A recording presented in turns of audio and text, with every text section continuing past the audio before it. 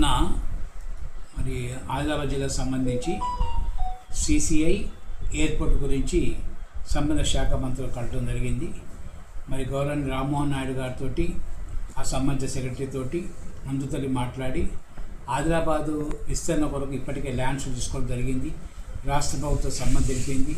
అదేవిధంగా కేంద్ర ప్రభుత్వం సంబంధించిన డీజీసీ అథారిటీ వాళ్ళు చూసినప్పటికీ కూడా ఈరోజు కొన్ని అడ్డంకులు కల్పించడం జరుగుతున్నది. ఎందుకంటే మన దగ్గర నుంచి రాష్ట్రం నుంచి 2-3 ప్రపోజల్స్ పోయినాయి కనుక నేచర్లో ఎవరి ఏరియాలో వాళ్ళు కావాలని ప్రయత్నాలు చేస్తున్నారు, తప్పు లేదు. మరి ఉమ్మడి రాష్ట్రంలో తెలంగాణకు అన్యాయం జరిగింది కనుక ఈరోజు ఖచ్చితంగా తెలంగాణకు న్యాయం జరపాల్సిన బాధ్యత మరి కేంద్ర ప్రభుత్వంగా మీపై ఉందని చెప్పడం జరిగింది. దానికి వెంటనే స్పందించి డీజీసీ అథారిటీస్ని తర్వాత మిగతా ఆఫీసులందరినీ కూడా ఇమీడియట్గా మరి దాన్ని ఫస్ట్ ప్రియారిటీలో ఫైనాన్స్లో పెట్టమని చెప్పేసి కూడా ఆదేశించడం జరిగింది. తర్వాత నేను కోరడం జరిగింది ఆదిలాబాద్కు మరి మోడీ గారు వచ్చినప్పుడు మీరు రండి అని చెప్పడం జరిగింది. కానీ మోడీ గారు గతంలో 20 తారీఖు వస్తాను కానీ ఇప్పటిదాకా డేటు లేదు కొన్ని కారణాల వల్ల. కనుకనే ఆ సందేహాన్ని నివృత్తి చేసుకోవడానికి కేంద్ర మంత్రి రామ్మోహన్ నాయుడు కలిసి ఆదిలాబాద్ ఎట్టి పరిస్థితుల్లో అక్కడ ఎయిర్పోర్ట్ రావాలి, ఈ సంవత్సరమే పనులు వేగవంతంగా కావాలని చెప్పేసి కూడా చెప్పడం జరిగింది. మరి మొన్న రాష్ట్ర ముఖ్యమంత్రి రేవంత్ రెడ్డి గారు కూడా మొన్న ప్రధానమంత్రిని కలిసినప్పుడు సంబంధిత శాఖ మంత్రి కలిసినప్పుడు కూడా ఈ సంవత్సరమే ప్రారంభించమని చెప్పేసి కూడా కోరడం జరిగింది. అదేవిధంగా CCI cement corporation of India Adilabad లోపల అతిపెద్ద పారిశ్రామిక సంస్థ. దానివల్ల దాదాపు మరి 1000 మంది జీవనం సాగిస్తున్నారు. మరి అటువంటి దాదాపు కొన్ని సంవత్సరాల నుండి పెండింగ్లో ఉండటము, ప్రైవేటీకరణ కొరకు చేయటము, లేకుంటే ఉన్న మిషనరీ వల్ల ఇప్పుడు ప్రొడక్షన్ రాదు అని చెప్పడం వల్ల గతంలో కొన్ని ప్రైవేట్ ఏజెన్సీలు ముందుకొచ్చినప్పటికి కూడా మరి వాళ్ళు క్లియరెన్స్ కాలేదు.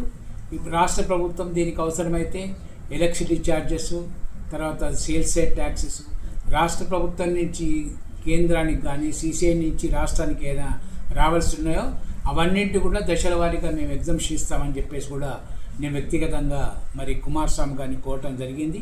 కనుక మీరు ప్రైవేటీకరణ చేస్తారా, గవర్నమెంటే ముఖ్యంగా ఫస్ట్ ఫేజ్ గవర్నమెంటే తీసుకోమని చెప్పాం. మరి అవసరమైతే కొత్త మిషనరీ పెట్టి మరి మీరు అక్కడ ఉన్న వ్యవస్థను కాపాడుకోవాలి. ఎందుకంటే స్క్రాపే చాలా వేల కోట్ల రూపాయల స్క్రాప్ ఉంది. అది ఇప్పుడు రక్షణ లేకపోవటం వల్ల స్క్రాప్ ఎత్తుకపోతున్నారు, స్క్రాప్ కొంచెం దొంగలించబడుతున్నది. తర్వాత దాదాపు 250-350 ఎకరాల విస్తీర్ణ భూమి ఉన్నది. ఆ భూమిని ప్రొటెక్షన్ చేసే బాధ్యత కూడా ప్రభుత్వానికి ఉన్నాయి, కేంద్ర ప్రభుత్వానికి ఉన్నది. ఇవన్నీ కూడా చెప్పటం వల్ల కూడా కుమారస్వామి గారు అదేవిధంగా వర్మ గారు రాష్ట్ర మంత్రి ఇండస్ట్రీస్ ఎంఓఎస్ ఇద్దరు స్పందించి దీనికి ఏ విధంగా అయితే పరిష్కారం ఇస్తామని చెప్పి త్వరలో పరిష్కారం ఇస్తామని చెప్పడం జరిగింది. బహుశా ఒక టీం కూడా పంపడానికి వాళ్ళు ఒప్పుకోవడం జరిగింది. మరి దీంతోపాటు సంబంధిత ఎమ్మెల్యే మరి అక్కడున్న ఎమ్మెల్యేలు నగేష్ ఎంపీ కూడా కలిసినట్టు అని చెప్పడం జరిగింది సిసిఐ కొరకు. మరి మన రాష్ట్ర ముఖ్యమంత్రి కూడా ఉత్తరం రాయడం జరిగింది. మరి మన ఎంపీ కూడా 2-3 సార్లు కలిసినట్టు కూడా కుమారస్వామి గారు నాకు చెప్పడం జరిగింది. ఇంకా కుమారస్వామి గారు గతంలో దేవగౌడ మంత్రిగా నేను పనిచేసిన అది ఆ క్లోజ్నెస్ ఉన్నది కనుక మరి ఇవన్నీ కూడా చెప్పడం జరిగింది. ఒక కమిటీ ఏర్పాటు చేసి తప్పకుండా ఇవి 2 ఒకటి ఎయిర్పోర్ట్ విస్తరణ, ఎయిర్పోర్ట్ లాంచింగ్, తర్వాత మరి ఇక్కడ సిసిఐ ఓపెనింగ్, మరి ప్రైవేట్ పరంగా కానివ్వండి, ఉన్న ఎంప్లాయీస్ కొందరు చాలామంది ఎంప్లాయీస్ లేరు, అయినా ఉన్న ఎంప్లాయీస్కు ఇప్పటివరకు వచ్చే శాలరీస్ లేవు. ఆ ఎంప్లాయీస్కి శాలరీస్ ఇచ్చేసి ఆ భూమి ప్రొడక్షన్ చేసుకొని సిసిఐ ప్రత్యామ్నాయంగా వేరే మిషన్లు పెట్టి ఒక ఇండస్ట్రీ అయినా ఒకటి సిసిఐ ఒకవేళ ఆ మిషన్లు పనికి రావంటే వేరే ఇండస్ట్రీ అయినా పెట్టండి, పెట్టేసి ఇంకా ఆదిలాబాద్ లైమ్ ఎక్కువ ఉంటుంది, సిమెంట్కే ఇది పనికి వస్తుంది. బయ్యారంలో లేని ఇష్యూస్ కూడా ఆదిలాబాద్లో ఉన్నాయి. ఈరోజు ఇప్పుడు డోలమైట్ అని చెప్పేసి బయ్యారంలో ఉంటుంది, ఆ డోలమైట్ వైజాగ్లో లేదు. డోలమైట్ బయ్యారం నుంచి వైజాగ్ తీసుకుపోతారు కనుక అటు బయ్యారంలో ఒక్క ఫ్యాక్టరీ గతంలో హామీలలో ఉన్నది. మరి ఉన్న సిసిఐ ఫ్యాక్టరీ కూడా ఇక్కడ ఆదిలాబాద్ వెనుకబడి జిల్లా ప్రాంతాల్లో ఉన్నది కనుక ల్యాండ్ ఉన్నది, స్క్రాప్ ఉన్నది, మరి కార్మికులు ఉన్నారు కనుక ఈ విషయాలు దయచేసి గమనం తీసుకోవాలంటే వారు కూడా సంబంధిత ఇండస్ట్రీ సెక్రటరీకి కూడా ఇన్స్ట్రక్షన్స్ ఇచ్చాడు. మరి వాళ్ళు కూడా మీటింగ్కి వచ్చారు. అదేవిధంగా పౌర విమాన శాఖ మంత్రి ఆదేశించడం వల్ల ఆ డీజీసీ వాళ్ళు తర్వాత విమాన శాఖ వాళ్ళ అధికారులు వచ్చేసి మరి త్వరగా పనులు ప్రారంభించడం కూడా అష్యూరెన్స్ మంత్రి గారికి ఇవ్వడం జరిగింది. రైతు సమస్యలపై అటు బీఆర్ఎస్ కానీ బీజేపీ కానీ మొసలు కన్నీరు గారుస్తున్నాయి. మరి గతంలో బీఆర్ఎస్ ప్రభుత్వం ₹1,00,000 రుణమాఫీ ఇస్తా అని చెప్పేసి 50,000 కన్నా ఎక్కువ ఎవరికి ఇవ్వలేదు. కొందరికి 25,000, ఒకవేళ ఉప ఎన్నిక ఉంటే మాత్రం ₹50,000 ఇచ్చిన చరిత్ర బీఆర్ఎస్ది. అంతేకాకుండా మరి ఇప్పటి వరకు కేంద్ర ప్రభుత్వం ప్రవేశపెట్టిన 32 రకాల స్కీములు కూడా మరి ఇంప్లిమెంట్ చేయని ప్రభుత్వం గత బీఆర్ఎస్ ప్రభుత్వం. మరి ఇప్పుడు ఈ ప్రభుత్వం వచ్చిన తర్వాత దాదాపు రుణమాఫీ కింద కానీ, పనిముట్ల కింద కానీ, వరి ధాన్యానికి ₹500 బోనస్ కానీ, సన్న వడ్లకు బోనస్ కానీ, అదేవిధంగా సన్న బియ్యం సరఫరా కానీ ₹1,00,000 కోట్ల వరకు ఈ ప్రభుత్వం కేవలం రైతు సంక్షేమం కొరకు ఖర్చు పెట్టిన చరిత్ర కాంగ్రెస్ పార్టీది. ఈరోజు మరి రైతులు చాలామంది మొక్కజొన్న కొనడానికి, వడ్లు మరియు అకాల వర్షాలు రావటం వల్ల తడిసిన ధాన్యం ఇమీడియట్గా కొనాలని చెప్పేసి ధర్నాలు, రస్తారోకోలు చేస్తున్నారు. దాన్ని ఖచ్చితంగా ఏకీభవిస్తున్నాం. కనుకనే నిన్న హోమ్ మినిస్టరు మరి అంటే ముఖ్యమంత్రి కార్యాలయము, తర్వాత ఆర్టీఓ మరి ట్రాన్స్పోర్ట్ విభాగము, తర్వాత ఫుడ్ కార్పొరేషన్ వాళ్ళు ముగ్గురు కలిసేసి మరి కేంద్ర ప్రభుత్వం మద్దతు ధర ఇచ్చినా ఇవ్వకున్నా సరే మనమే కొందాము. ఆ కొన్న ధాన్యాన్ని కూడా వాళ్ళు గడ్డలో పోసిన ధాన్యాన్ని కూడా ట్రాన్స్పోర్ట్ లారీల కొరకు ఈరోజు ఇబ్బంది అవుతున్నది. మరి వెస్ట్ బెంగాల్లో ఎక్కువగా గోనె సంచులు తయారు చేస్తారు. ఆ వెస్ట్ బెంగాల్ ఎన్నికల వల్ల, ఉద్రిక్త పరిస్థితి వల్ల మనకు సప్లై రావటం లేదు. అదొక కారణము. 2, ఈరోజు లారీలు ఇబ్బంది పడుతున్నారు. లారీలకు కూడా ఇంకా కరప్షన్ అక్కడక్కడ కొంచెం డబ్బులు వసూలు చేస్తున్నారని తెలిసింది. వీళ్ళు ఎందుకంటే లోకేశ్వరం చౌక్ దగ్గర కూడా మరి ఈరోజు కలెక్టర్ దృష్టి తీసుకొచ్చాం మెసేజ్ ద్వారా.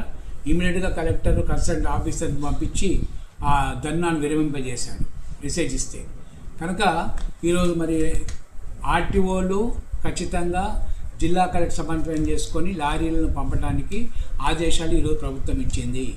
రేపటి నుండి యథావిధిగా లారీలు ఎప్పుడైతే ఇప్పుడు తడిసిన ధాన్యము మళ్ళీ తడవకుండా మరి అక్కడ అంగడి దగ్గర పోసుకున్నారో వాటన్నిటిని కూడా రేపు సాయంత్రం నుంచి ట్రాన్స్పోర్ట్ చేసే బాధ్యత ప్రభుత్వం తీసుకుంటుంది.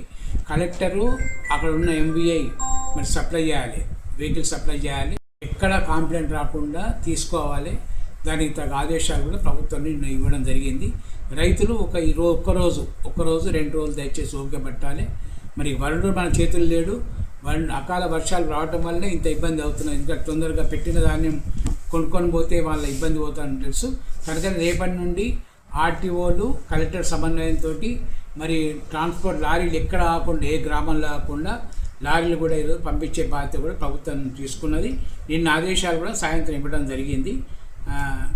అంతేకాకుండా ఈరోజు మెసేజ్ పెట్టాం కలెక్టర్కి మెసేజ్ పెడితేనే ఇట్లా already yesterday CS given instruction to concern transport department association with the collectors, finance will be given. And near Kallur Cross Road today, farmers are went for Rasta Roko for paddy at maize purchase. And due to lorries, insufficient supply of lorries. Dharna taking place, kindly immediate send అంటే collector ఇవాళ immediate పంపడం జరిగింది. Location చెక్క దగ్గర ధర్నా విరమించారు రైతులు. కనుక ఎవరు కూడా ఈరోజు దీనిలో 2 రకాల కారణాలున్నాయి. ఒకటి నిజంగా రైతులు బాధపడుతున్నారు వాస్తవం, కానీ దీనిలో పొలిటికల్ యాంగిల్ కలుపుతున్నారు. దయచేసి అన్ని పక్షాల కోరే ఏంటంటే రాజకీయాలు అన్నింటుంటాయి. రాజకీయాలు ఇప్పుడు రైతుల విషయాల్లో మాత్రం వాళ్ళు ఏ విధంగా కొనిపించాలి, ఏ విధంగా లారీలు అప్పాలి, ఏ విధంగా వాళ్ళని సంక్షేమంగా చేయాలని అనేది ఒక దయచేసి అన్ని పార్టీలు ఆలోచించేసి జిల్లా కలెక్టర్ దృష్టి తీసుకురావాలి. మరి ఆర్టీఓ దృష్టి తీసుకోవాలి. ఆర్టీఓలు ఖచ్చితంగా అక్కడ పోలీస్ కమిషన్లు ఆర్టీఓలు కలెక్టర్ సమయంతో లారీలు పంపించే బాధ్యత ఈరోజు జీవో నిన్న ముఖ్యమంత్రి గారి కార్యాలయం వెళ్ళడం జరిగింది. కనుక భవిష్యత్తు నిర్ణయం లేని కనుక మండే నుంచి రేపు సండే మండే నుంచి ఇంప్లిమెంట్ అయ్యే అవకాశాలని, లేదా రేపటి నుంచి ఇంప్లిమెంట్ అయ్యే అవకాశాలని, ఇటువంటి పరిస్థితులు మళ్ళీ రాకుండా చూసే బాధ్యత ప్రభుత్వం తీసుకుంటుంది.